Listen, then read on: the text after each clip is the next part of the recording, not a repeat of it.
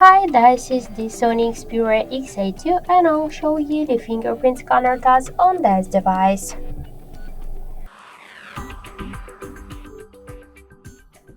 So I just set up my fingerprint to the scanner on the back side of our phone, and now I'll make a couple of tries to unlock the device with my fingerprint, and we'll see how fast this option is and does it works. So let's start. 1, 2,